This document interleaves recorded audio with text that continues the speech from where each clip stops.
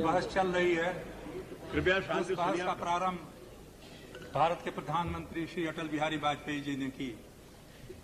जो भाषण उन्होंने दिया, उनसे असहमत होते हुए भी मैं ये कहना चाहूंगा कि उनके भाषण में देश के भविष्य के बारे में चिंता थी। उन्होंने हमारी चुनौतियों को समझने का प्रयास किया था। उन्होंने देश को एक दिशा में ले जाने के लिए हमें संकेत दिया था।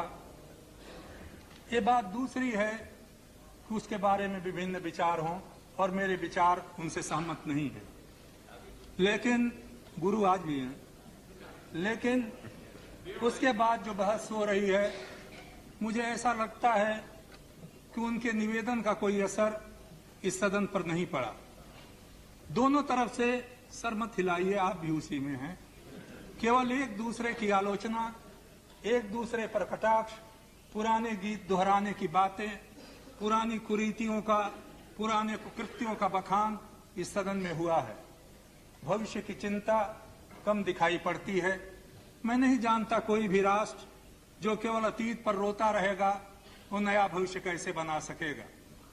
मैं इस सदन के सामने बड़े विनम्र शब्दों में अध्यक्ष सभापति महोदय कहना चाहता हूं, आज सारा देश और सारी दुनिया इस सदन की ओर देख रही है और ये समझती है कि भारत इस कठिन समय में, एक संकट की घड़ी में कुछ निर्णायक कदम उठाएगा। मैं मानता हूं कि सदन में हमको किसी पार्टी के लिए बहुत स्पष्ट बहुमत नहीं मिला। ये बात कोई दुनिया में निराली नहीं है। दुनिया के अनेक देशों में परिस्थिति पैदा हुई है, लेकिन उन लोगों ने देश को बचाने के लिए, देश को आगे बढ़ाने के लिए, समस्याओं के समाधान के लिए अपने विरोधों को भुला करके, मिल करके सहयोग के रास्ते पर काम करने का प्रयास किया और उसमें उन्हें सफलता भी मिली। प्रधानमंत्री जी ने अपने भाषण का प्रारंभ यहीं से किया, लेकिन सभापति जी, बड़े विनम्र शब्दों से मैं कहना चाहूंगा कि प्रधानमंत्री जी, अगर आपने अपनी सरकार का प्रारंभ उसी तरीके से किया होता तो शायद इतनी कटुता इस सदन में आज नहीं होती।